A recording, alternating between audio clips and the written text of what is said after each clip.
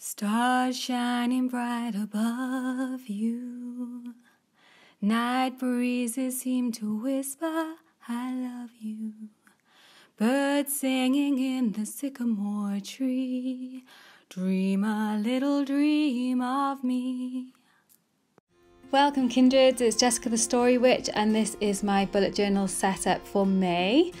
I've gone with a Bluebell theme, as you will see through this video, because even though the bluebells are already out where I am now and they will be dying off during May, April has been a threshold month for me, so it's been a month of kind of stepping through and kind of discovering new things and finding new ways that I want to be in the world. So the way I wanted to do it was to kind of create a kind of threshold with the bluebells.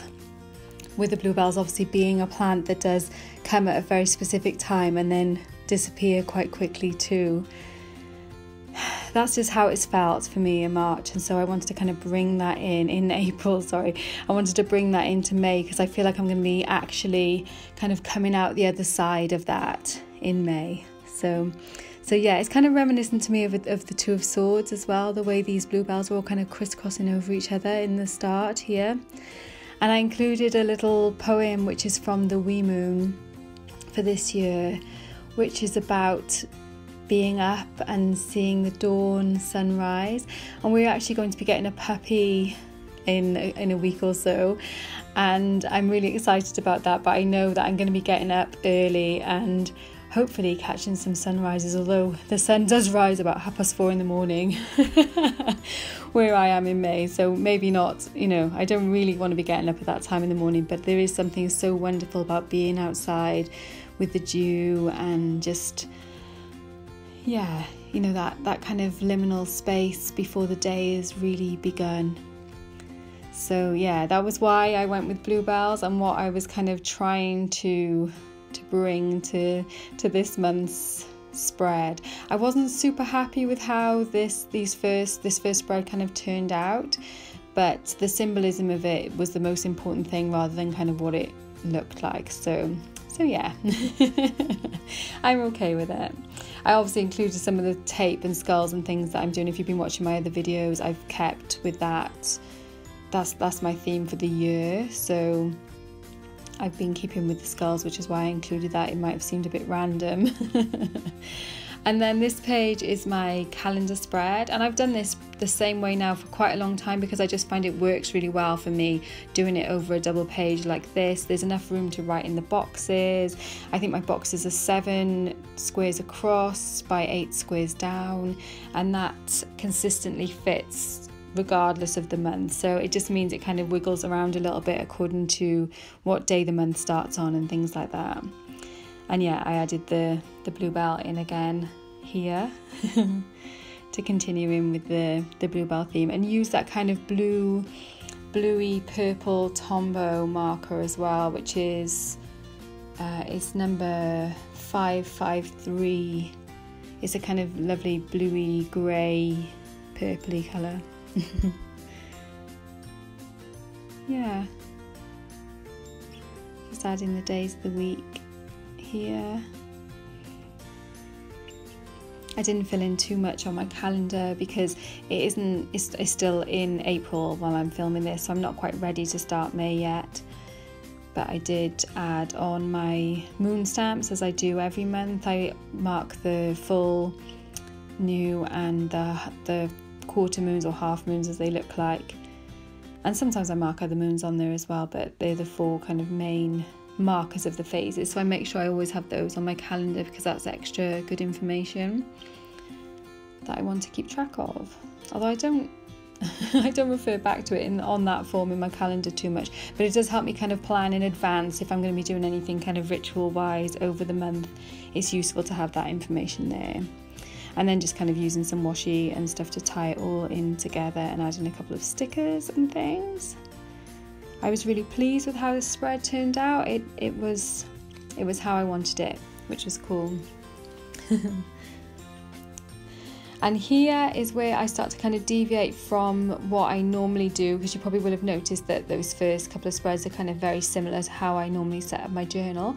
I've been keeping a field guide in my journal since the beginning of this year, since the beginning of 2019, which has been really cool. I'm hoping it's something that I'm going to be able to go back and refer to, and my own notes then on what has actually been happening in my area. So I make notes on things like the astronomy, the weather, the flora and fauna, and just kind of general things you can observe, I can observe in my environment, and then I make notes to go with it of things I actually did observe. But I realised, I saw Belle's, she'd put her field notes in a Facebook group I'm in, and she'd been including pictures and also like actual flowers and things that she'd kind of wedged in. And I realised I'd just been missing a trick in the way I was doing it, because I was just listing things out before, just writing them down. And then this month I thought, no, I actually going to collage the things that are kind of pertinent to May, and then that will still prompt me enough to remember the things. And I think it's also going to be much more, it's just much more visual and much more exciting. So I think it's going to be really cool to kind of look onto that. It did run over 4 pages, so over 2 spreads, because there was quite a lot of stuff, but I wanted to include certain things and make sure I definitely did look for them. So like I said, I've included things like plants to look out for, hawthorn being one of the major trees of this month, because May, you know, the association hawthorn with the May, it's May blossom, and you know there's that dispute about don't cast a cloud till May is out, whether that means the month or the tree, and I tend to think that it is the tree. I'm lucky to have hawthorn and oak, which is another important tree for this month, in, not exactly in my garden, but they're in the woodland next door to us, so they kind of lean into the garden, so I get to go out every day and kind of see how the blossoms are doing. And they're not out yet, but you can see that it's not going to be too much longer until they are. And that is how I will be dating how I celebrate this month, rather than by kind of specific calendar dates or anything like that. So yeah, I love this little page that I was just cutting up there and sticking in, is from the Astrakal Moon Diary, which I'll put links for the sort of collage fodder. A lot of the stuff I've used here in this field guide thread are just pictures that I found on Google Images and just printed out and cut them out. But the astronomy and astrology info is from the Astrakal Moon Diary, which is a fantastic diary. And I find that I refer back to, especially to that little wheel which shows where the moon is and the sign that it's in every day. You know, that's a really handy one. So I definitely wanted to make sure I had that in on my field guide. And yeah, I've included some of the insects to look out for, like the Maybug and the hummingbird moth. I did stick a picture of a nightingale in, even though they are actually, you don't find any in Wales now, which is really, really sad. But if I do make a foray into the south of England at some point this month, then perhaps I will be lucky enough to hear a nightingale, which would be wonderful.